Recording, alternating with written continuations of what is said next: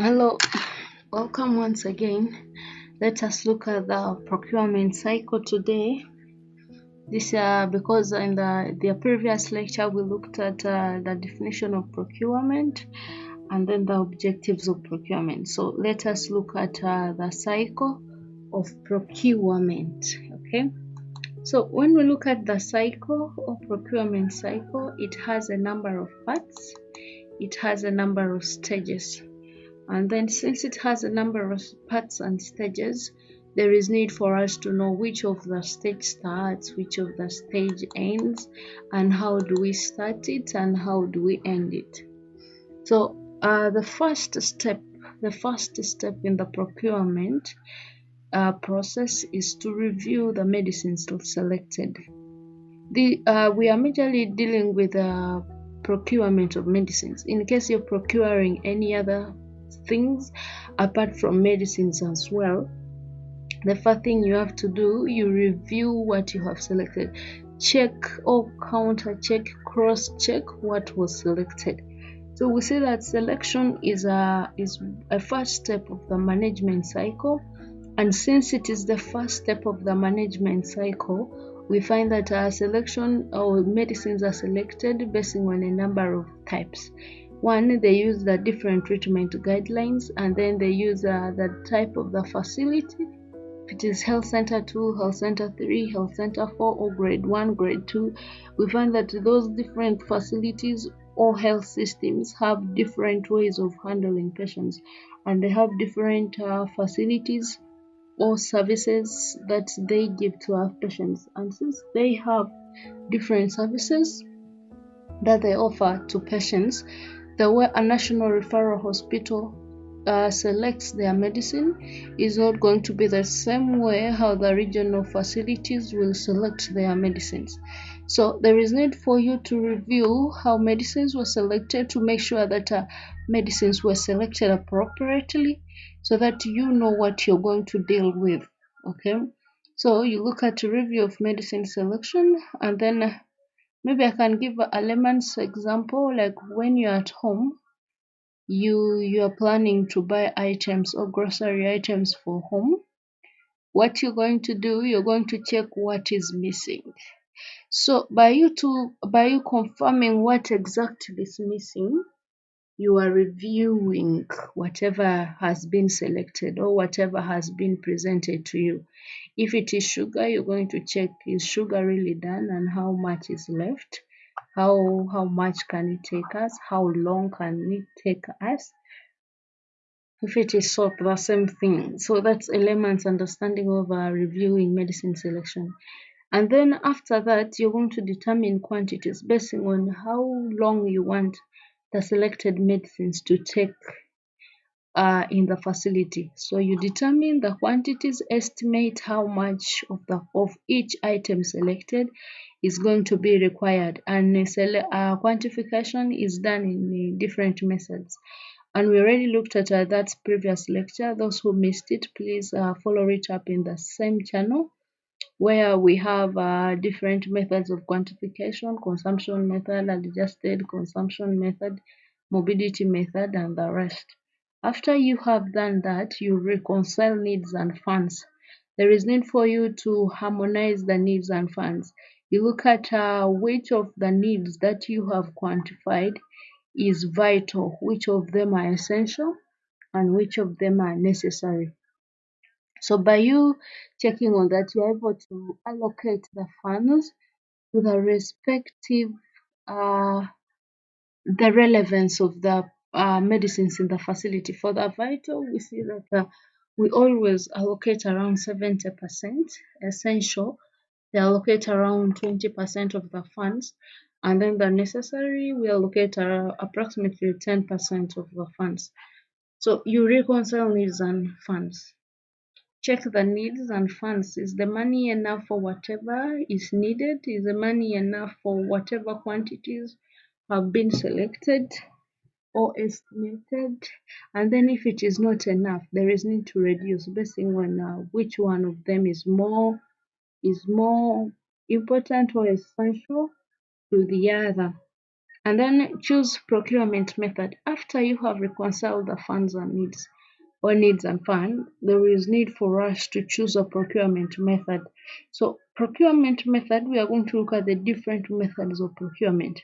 And after we have looked at them, we shall be in position to appreciate the fact that we need a specific method for us to know how we can access or purchase or acquire our donations, acquire our manufactures, or how do we manufacture something like that? Are we acquiring direct from the manufacturer? Are we allowing them to compete, do the bidding and the rest? So we shall look at that in methods of procurement. We have locate and select suppliers.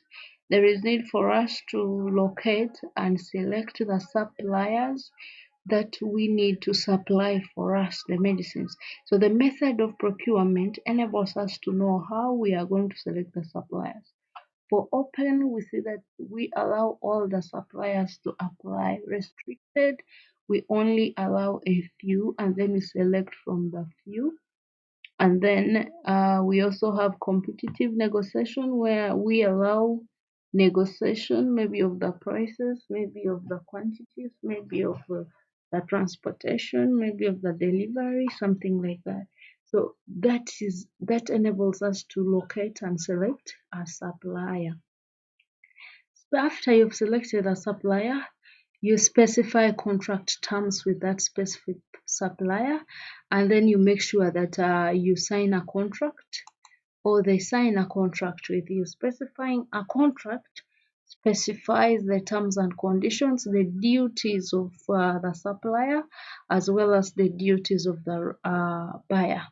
So this specific contract enables them, both the buyer and the seller, to know their part, and in case any of them doesn't do it right, they are reminded based on the signed contract. So after you have selected the supplier, you specify contract terms with them. You make an agreement with them on the delivery, and then when they should always deliver, and then of how much and who is transporting them, who of them is paying the taxes for the goods, and then the different modes of payment. Is it by check? Is it cash? Something like that. That is on that can be what is in the contract. Monitor order status.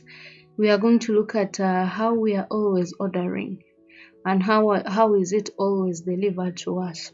That is monitoring. So after you have monitored that, there is need for us to receive the medicines that a supplier has delivered for us, and then check the medicines, check for expiries, check for the quality, check for the breakage, check for the leakage.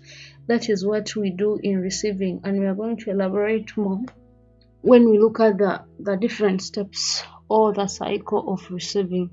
Then make payments after you have received and you have confirmed that whatever I had ordered, whatever quantities are needed, the suppliers follow the contract terms, then you pay the supplier. If payments are done, we find that the goods or the medicines are officially for the facility. Okay, so the supplier cannot come and take them back, maybe because we have failed to pay. We see that we shall distribute the medicine to the different departments within the hospital: outpatient, inpatient, different clinics, mental clinic, the eye clinic, and then the different wards, because they will be having like stores within them or pharmacies within them. Then collect consumption information.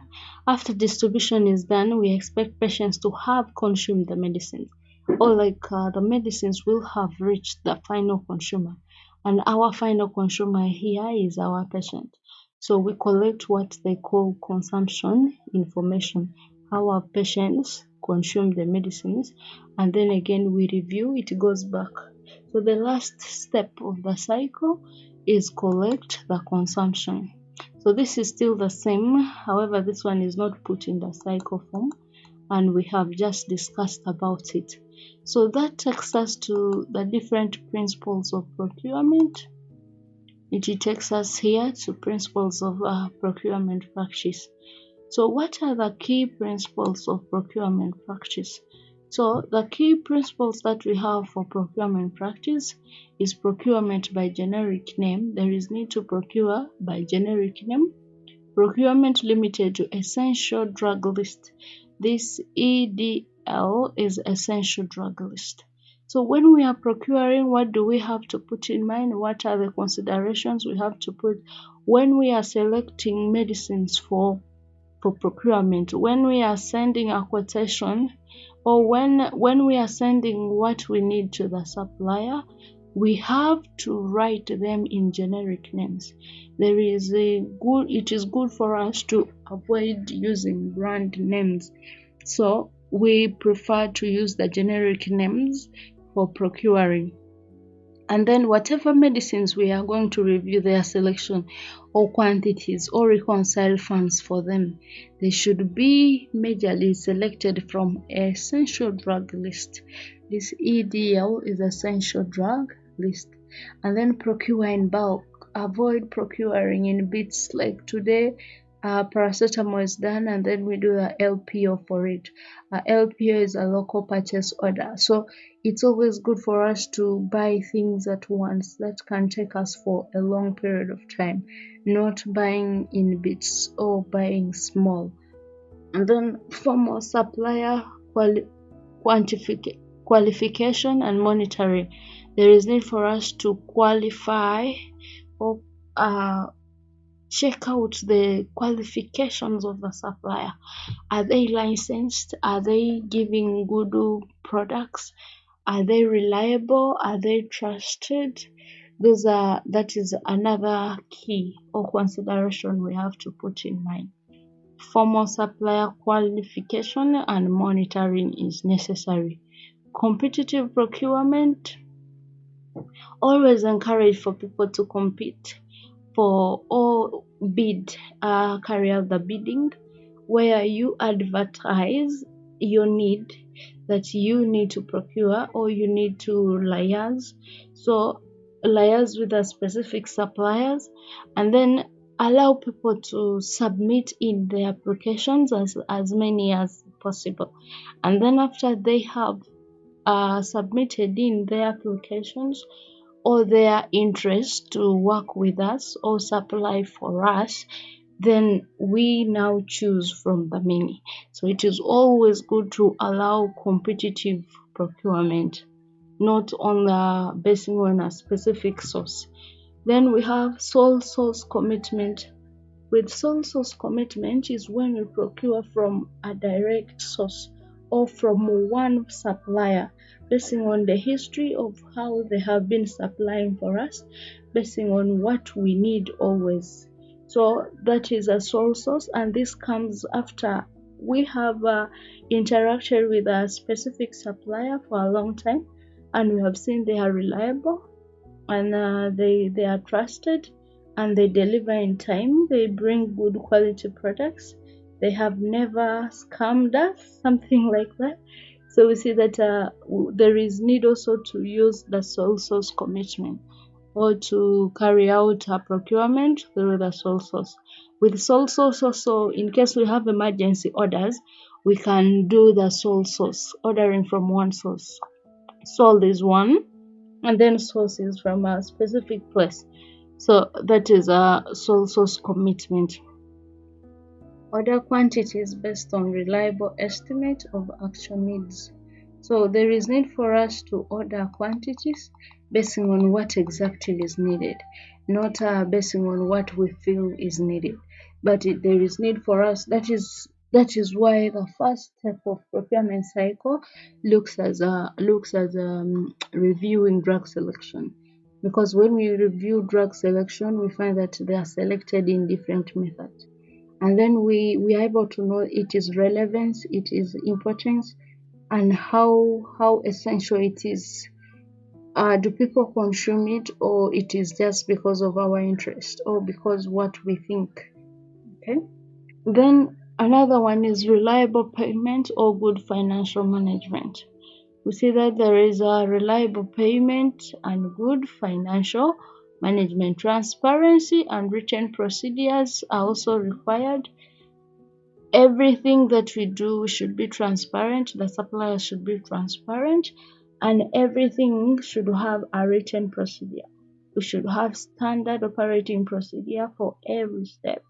For selection, we need a standard operating procedure. For quantities, reconciling needs and funds, we need a written procedure. Like every part of the cycle requires a written procedure. Separation of key functions. A separation of key functions is when a supplier and the buyer both know what they have to do.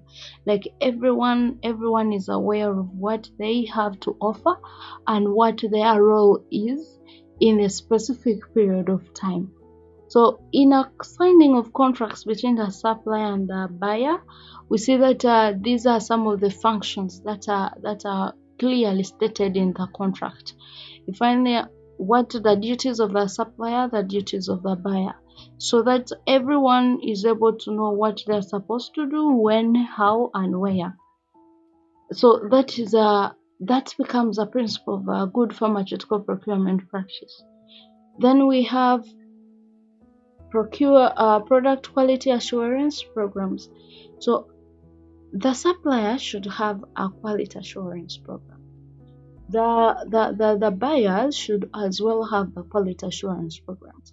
So the quality assurance programs always enables or aims at making sure that the medicines reaching the final consumer are of good quality and they are not going to harm the patient.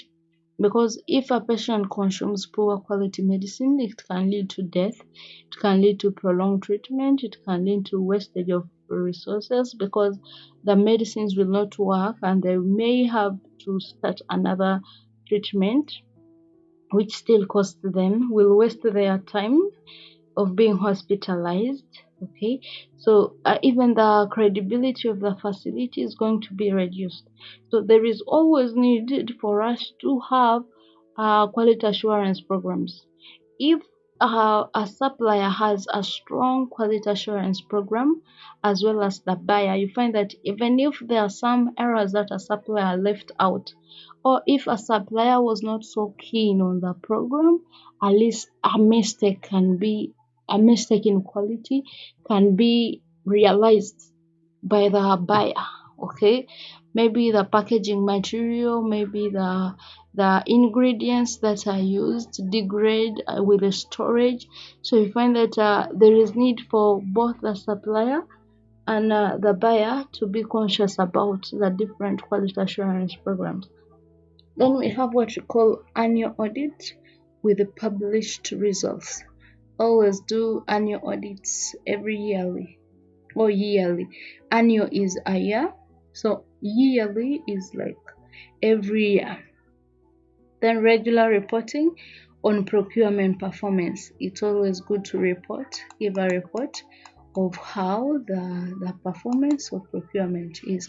So good procurement practices is just like the same as principles of procurement, which we have just looked at. So we shall just pass them through. Procurement by generic name. This ensures that medicines are procured from any supplier who has the medicines. And then procurement limited to essential drug list. That is the EDL that we looked at in the previous slides. So we see that this ensures that it's only the medicines needed for the relevant diseases problems are procured. And then we have procurement in bulk so as to enjoy favorable prices through quantity discounts and cut on procurement costs. Then we have formal supplier qualifications. All suppliers should be pre and post qualified through a process that considers product quality, service reliability, and then delivery and time, and then financial viability. viability. Competitive procurement in inducing supplier competition is key to obtain a favorable price. And then competitive bidding should be used for all medicines wherever applicable. Like I said, this is just what we discussed up there on the previous slides. We have sole source commitment. It helps maintain effective purchase volume if all procurement is done from one source, since this motivates to source to give, or one source to give better prices. Order quantities based on reliable estimate of actual need. This helps prevent stockouts and overstocking on some medicines. Okay, so we see that order quantities, it helps reduce stockouts. Then we see that reliable payments and good financial management.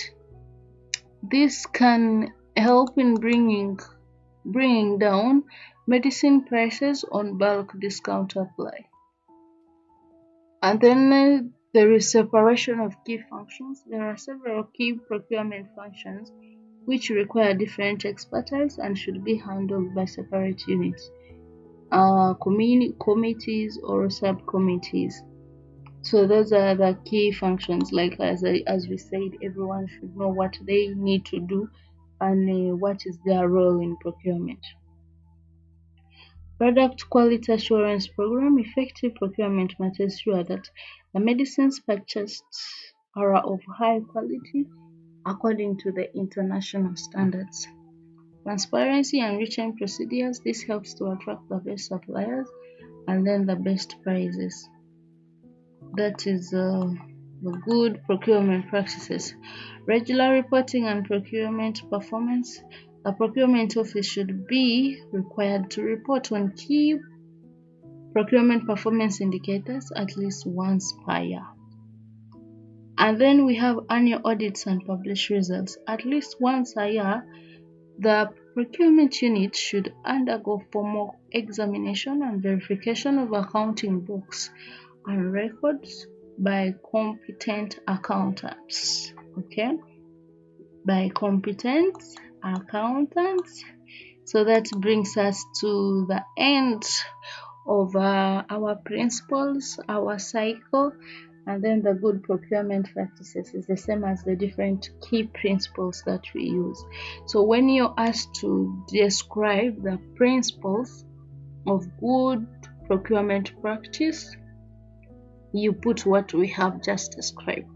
When they ask you to discuss the good procurement practices, it is the same thing. You put the generic name in bulk, sole commitment, sole source commitment, competitive procurement, and the rest that we put. So you write them down and discuss them, because when they ask you to discuss, meaning they want you to give us more light, not just listing them or stating them or mentioning them. You give us a different description or explanations in them. So let's look at benefits of good procurement practice.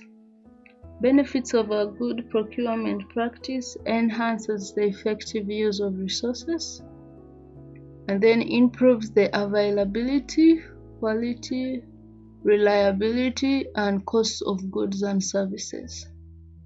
Encourages accountability and responsibility in the supply management process, therefore good governance. Improves participation by and growth of both private and public sectors. Okay, so we find that products may be purchased from private or a public sector or both, okay, depending on which product people need. So these are the few benefits of procurement practice. You can add more of them, and that brings us to the end of today's lecture. Thank you so much for listening to me. I am Atiang Grace, and I'm basically on pharmacy department, and this specific course unit is what we call pharmacy practice. Keep tuned, or pharmacy practice for certificate, they call it stores and inventory management, as well as pharmacy practice part of it takes them through this specific area. So whether you've tuned in for stores and inventory management is the same, whether you've tuned in for pharmacy practice, it is the same concept that we are looking at. Thank you so much for listening. Keep tuned. Send me your location where you're catching us from, so that we can send you a special greeting. You can send it in the comment section. Maybe send for you a special greeting in our next lectures. And in case you have not understood anything on what has been discussed and you need more elaboration, please send it in the message in the comment section. And let us keep comments private, oral, official, and then formal and ethical. Let us